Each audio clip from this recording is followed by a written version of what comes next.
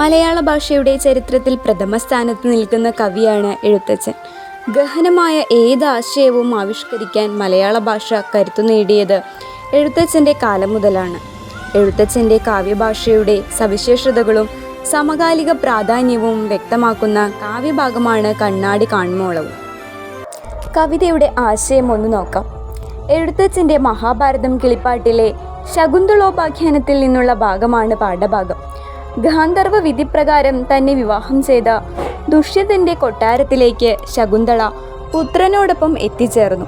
എന്നാൽ ശകുന്തളയുമായുള്ള പൂർവ്വബന്ധം മറന്നുപോയ ദുഷ്യന്തൻ ശകുന്തളയെ പരുഷവാക്കുകൾ പറഞ്ഞ് ആക്ഷേപിക്കുകയാണുണ്ടായത്.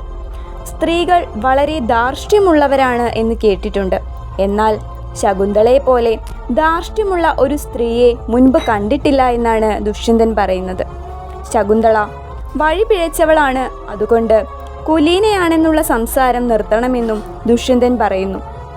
സ്വർണവും രത്നങ്ങളും മുത്തുകൊണ്ടുള്ള ആഭരണങ്ങളും എത്ര വേണമെങ്കിലും നൽകാമെന്നും അവ വാങ്ങി സമയം കളയാതെ കൊട്ടാരത്തിൽ നിന്ന് പോകണമെന്നും ദുഷ്യന്തൻ പറഞ്ഞു.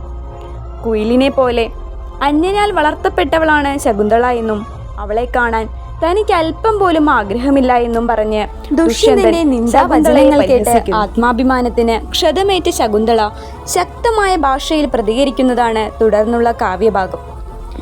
കടുകിൻ മണി പോലുള്ള അന്യരുടെ ദോഷങ്ങൾ കാണുന്ന രാജാവ് ആനയുടെ അത്ര വലിപ്പമുള്ള സ്വന്തം ദോഷം കാണുന്നില്ല എന്നാണ് ശകുന്തള പറയുന്നത്. ഇത് പണ്ഡിതന്മാർക്ക് പോലും പൊതുവെയുള്ള സ്വഭാവമാണ്. രാജാവിൻ്റെ ജന്മത്തേക്കാൾ ശ്രേഷ്ഠമാണ് തൻ്റെ ജന്മമെന്നും ശകുന്തള പറയുന്നു. ഭൂമിയിലല്ലാതെ രാജാവിന് സഞ്ചരിക്കാൻ കഴിയില്ലെന്നും ഭൂമിയെന്നോ ആകാശമെന്നോ വ്യത്യാസമില്ലാതെ തനിക്ക് സഞ്ചരിക്കാൻ കഴിയുമെന്നും മേരുപർവ്വതവും കടുകും തമ്മിലുള്ള വ്യത്യാസം നാം തമ്മിലുണ്ട് എന്നും ശകുന്തള രാജാവിനെ ഓർമ്മിപ്പിക്കുന്നു. സ്വന്തം മുഖം കണ്ണാടിയിൽ കാണുന്നതുവരെ അത് ഏറ്റവും മനോഹരമാണെന്നാണ് വിരൂപന്മാരുടെ ധാരണ. അത്തരക്കാർ മറ്റുള്ളവരുടെ കുറ്റങ്ങൾ പറയുമെങ്കിലും സ്വന്തം കുറ്റങ്ങൾ അറിയുകയില്ല. കുറ്റമില്ലാത്തവർ കുറ്റമുള്ളവരെ അല്പം പോലും നിന്ദിക്കുകയില്ല. എല്ലാ ദിവസവും ശുദ്ധജലത്തിൽ കുളിച്ചാലും മദം പൊട്ടിയ ആന പൊടിയിൽ കുളിച്ചാണ് സന്തോഷിക്കുന്നത്. അതുപോലെ നല്ല മനുഷ്യരെ നിന്ദിച്ചുകൊണ്ടേ ദുർജനങ്ങൾ സന്തോഷിക്കുകയുള്ളൂ. നല്ല മനുഷ്യരാകട്ടെ ചീത്ത മനുഷ്യരെ നിന്ദിക്കുകയില്ല.